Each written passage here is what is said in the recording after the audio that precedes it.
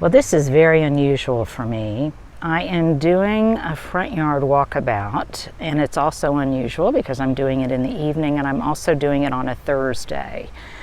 But I'm doing it for one reason in particular. Right now it is 99 degrees out. It is supposed to get up to 103 tomorrow. It will feel like 203, 104 the next day. And so I want to show you this, that in partial explanation for why I just don't have a lot of color in the summertime and why I rely so heavily on all these different hues of greens and the beautiful line shape and form of the evergreens. Because what I really want out of my front yard this time of year is for it to be on autopilot. I don't really want to have to think about it. It will get watered, and I will periodically have to water the window box and the urns on the front porch, but I don't even have to do that daily. And things pretty much are left on their own. That way I can tend the things in the back.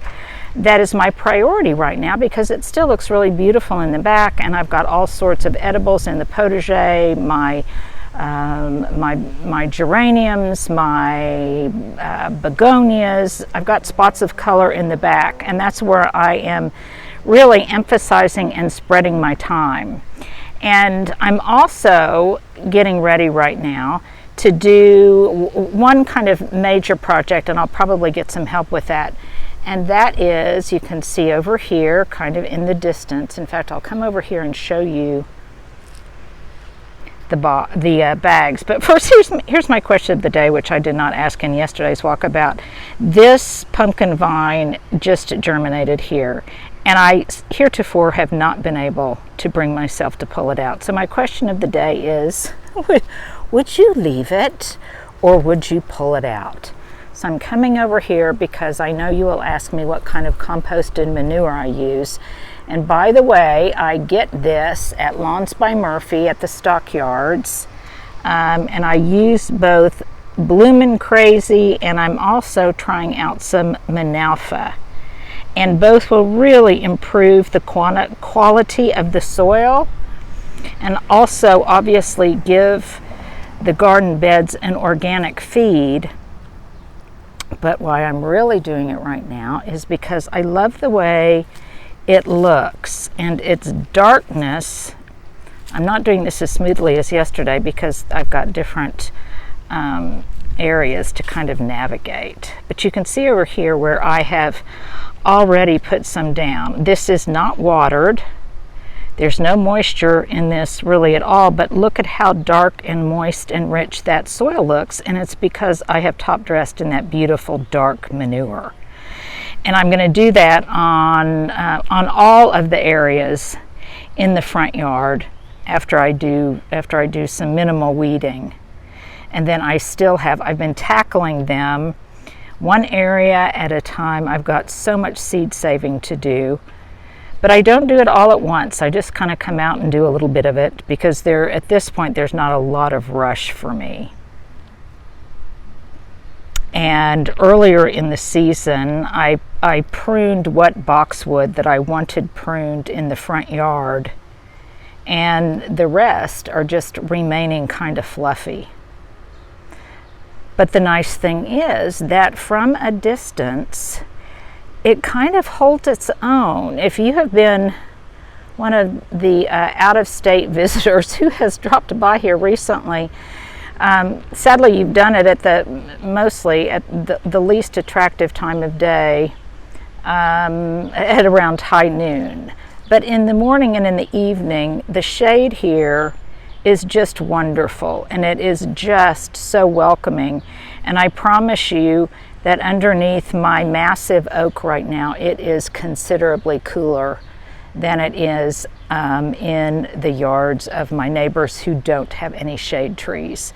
Because definitely there are lots of pluses and minuses to having lots of shade trees, but definitely mitigating the heat is one of them. Now there might be spots of color on the street, maybe some crepe myrtle. I can't remember if I said that or not. I've got a dappling of some daisies, but even now, those that put out annuals, there's not a lot of bloom on them because it's simply too hot for things to flush out and really bloom very vigorously. You can see over here that definitely this area needs some of that compost. And as I do this, I'm identifying some gardening ninja tasks. I've been doing that on Instagram. And by the way, I have neglected Instagram for a very long time because I was just doing a lot of content on YouTube, but I'm trying to get back to that, and I'm putting lots of stills and garden design tips on Instagram. So if you're not following me there, you might want to do that. I share a lot of additional information there, and especially recently some garden design tips. This whole area was just filled with tulips earlier, and now it's this lovely mosaic of both vinca minor and creeping phlox and some oxalis. The only annuals I believe I've got in this bed right now are some golden Joseph's coat. And I'll enjoy this really quiet layer upon layer of green, every hue and shade of green, until this fall when it gets cooler again and the color comes back. But right now I am all about the backyard, and the front yard it just can't require a lot of babysitting. So I keep the topiaries watered, the window box watered, and keeping things deadheaded. Periodically I'll have to do a little bit more pruning on some of these boxwood balls, but not excessively. So there's just a little short, maybe unexpected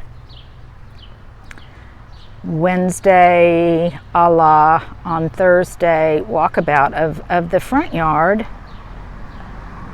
because I think it's crucial right now to take those kind of things into consideration when planning your summer garden.